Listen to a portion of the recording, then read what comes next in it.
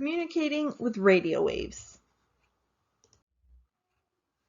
When you turn on the radio, you hear music and words, but those people speaking are coming from locations far away. They are sent to your radio by radio waves.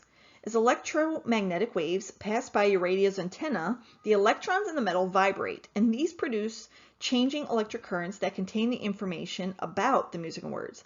The vibrating speakers create sound waves that travel to your ears, and your brain interprets these sounds as music and words.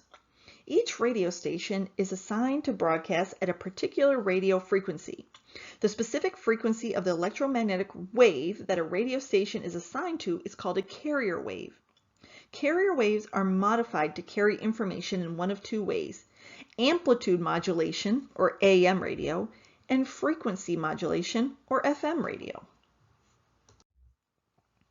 AM radio stations broadcast information by varying the amplitude of a carrier wave. AM carrier wave frequencies range from 500,000 to 1,600,000 hertz. Signals that are transmitted by FM radio stations vary the frequency of the carrier wave. Because the strength of an FM wave is kept fixed, FM signals tend to be more clear than AM signals. FM frequencies range from 88 million to 108 million hertz. Television and radio transmissions are very similar.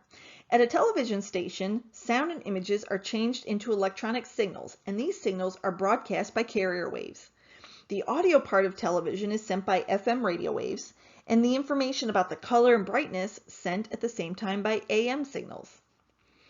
A few TVs in use today rely on a device known as a cathode ray tube, or CRT, to display their images. In a cathode ray tube, the cathode is a heated filament in a vacuum, which is inside a little glass tube. An image is created when 3 electron beams of this CRT sweep back and forth across the screen, which is speckled more than 100,000 rectangular spots that are of 3 types: red, green, and blue. While the vast majority of televisions for the past 75 years were the cathode ray tube, there was one problem with them. They were big, and in order to increase the size of the screen, you also had to increase the length of the tube, and this made the TV weigh a ton. New alternatives have popped up, including the flat plasma panel display and the LCD panel display.